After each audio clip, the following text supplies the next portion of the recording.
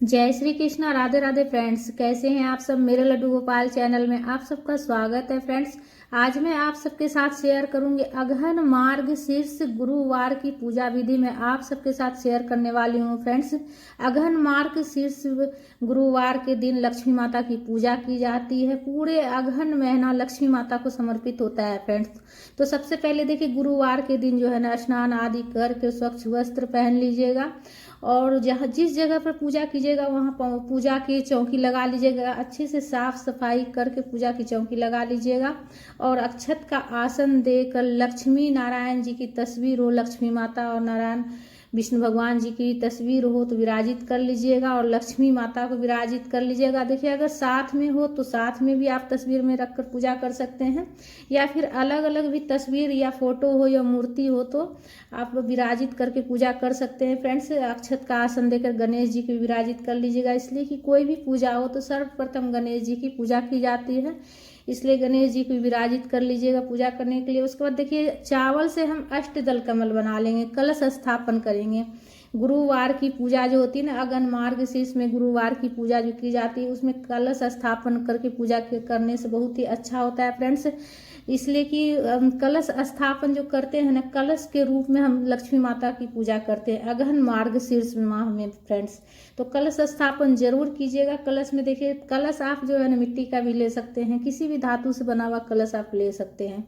कलावा बांध लीजिएगा कलश में, उसमें स्वास्तिक बना लीजिएगा। कलश में रोली से आपको स्वास्तिक बनाना है फ्रेंड्स। तो अगहन मार्गशीर्ष में लक्ष्मी माता की पूजा करने से जो है ना, घर में कभी किसी चीज की कमी नहीं रहती है फ्रेंड्स। ऐसा माना जाता है कि अगहन मार्गशीर्ष महीना जो होता है, पूरे अगहन महीना लक्ष्मी माता को समर्पित होता है फ्रेंड्स। तो सबसे पहले हम जल ले लिए हैं, स्वच्छ जल में गंगा जल थोड़ा सा मिला लिए हैं तो पूरा जल हमारा गंगा जल हो गया है। उसके बाद हम कलश में जल भर देंगे सबसे पहले, और उसके बाद देखिए कलश में 5 चीजें डाल रहे हैं, एक पुष्प, एक सुपारी, एक सिक्का, गांठ वाली हल्दी और जौ। थोड़ा सा जौ हो तो जरूर डालिएगा कलश में, इसलिए कि जौ स्वर्ण के समान होता है फ्रेंड्स। और कलश जो स्थापना किया जाता है ना गुरुवार के दिन अगहन मार्गशीर्ष में, वो कलश जो होता है लक्ष्मी माता के स्वरूप मानकर पूजा किया जाता है, इसलिए से कलश स्थापन जरूर कर लीजिएगा। और देखिए 5 पत्ते में आम के लिए हैं, अगर आम का पत्ता ना हो तो आप अशोक के पत्ते भी ले सकते हैं कलश स्थापन के लिए। और उसके बाद हम कलश के ऊपर एक पूर्ण पात्र रखेंगे, प्लेट रखेंगे और चावल से भर देंगे।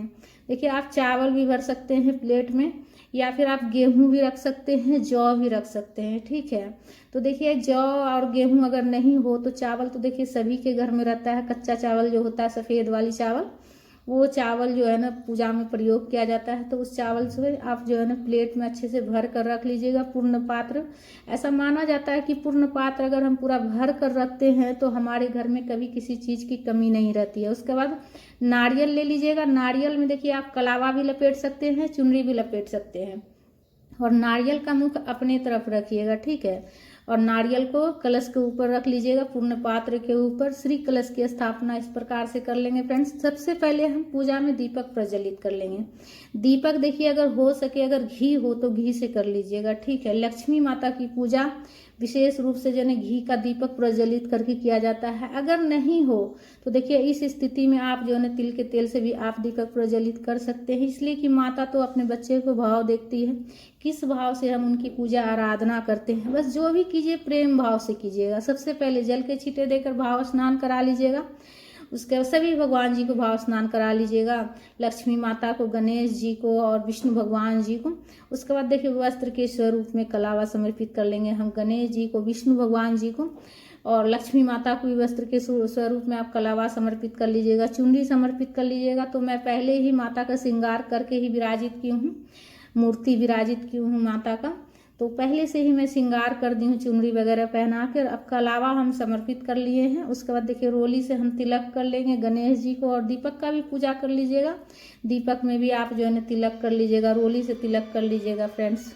अक्षत चढ़ा लेंगे, तिल चढ़ा लेंगे, और माता को भी हम अक्षत और तिल चढ़ा लीजिएगा। उसके बाद देखिए गणेश जी को जो है ना हम जनेऊ चढ़ा लेंगे, जनेऊ समर्पित करेंगे, गणेश जी की पूजा कर लेंगे सबसे पहले। उसके बाद देखिए दुर्वा हो सके तो जरूर चढ़ा लीजिएगा गणेश जी को, इसलिए कि दुर्वा गणेश जी को बेहद पसंद है। दूब घास जो होती है ना वो गणेश जी को बेहद पसंद है। उसके बाद जो भी फूल हो, माला हो, आप चढ़ा लीजिएगा पूजा में।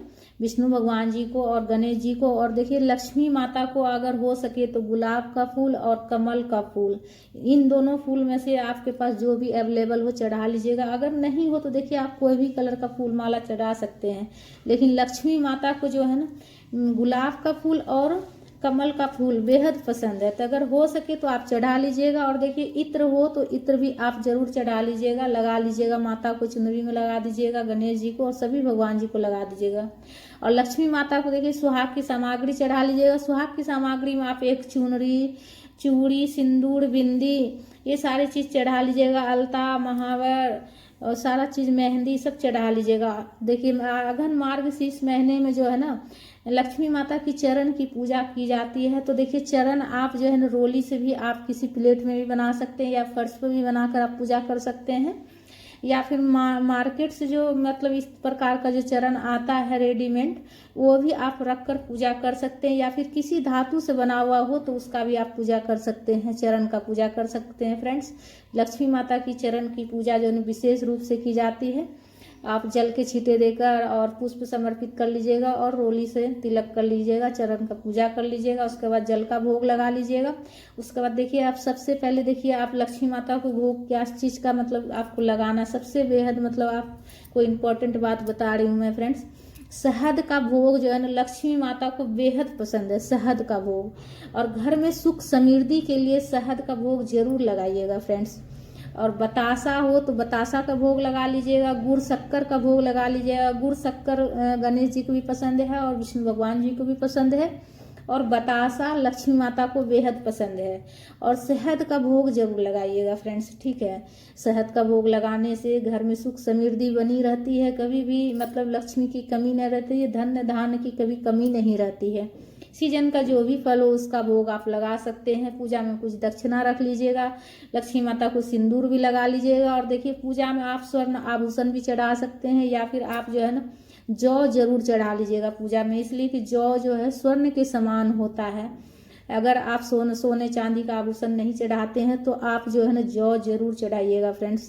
जौ जो होता है ना वो स्वर्ण के समान माना गया है, तो इसलिए पूजा में जौ जरूर चढ़ाइएगा। लक्ष्मी पूजा में सोना चांदी और जौ के बिना पूजा अधूरा होता है फ्रेंड्स। तो जौ अगर हो तो जौ चढ़ा लीजिएगा, या फिर आप सोना चांदी भी चढ़ा सकते हैं। धूप प्रज्वलित करके धूप दिखा लीजिएगा। उसके बाद देखिए कपूर से आरती कर लीजिएगा, प्रेम पूर्वक आप गणेश जी की आरती गा लीजिएगा, विष्णु भगवान जी की आरती गा लीजिएगा, लक्ष्मी माता की आरती गा लीजिएगा।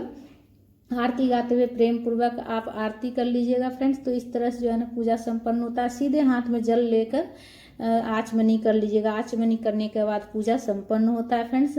पूजा करने के बाद प्रसाद जो है पूरा परिवार ग्रहण कर सकते हैं फ्रेंड्स। सुबह में मॉर्निंग में आप इस प्रकार से पूजा कर लीजिएगा। शाम में भी आप माता को कुछ भोग लगा लीजिएगा और शाम में भी दिया बाती कर लीजिएगा फ्रेंड्स। व्रत अगर आप करना चाहें तो आप व्रत भी कर सकते हैं। अघन मार्गशीर्ष में माह में गुरुवार को लक्ष्मी माता का व्रत रखा जाता है, तो इसमें जो है ना आप कुछ मीठा खाकर एक टाइम कुछ मीठा खा लीजिएगा, और मीठा खाकर भी आप व्रत कर सकते हैं फ्रेंड्स, या फिर आप फल फ्रूट भी आप खाकर आप व्रत कर सकते हैं फ्रेंड्स। अघन मार्गशीर्ष में लक्ष्मी माता की पूजा की जाती है फ्रेंड्स।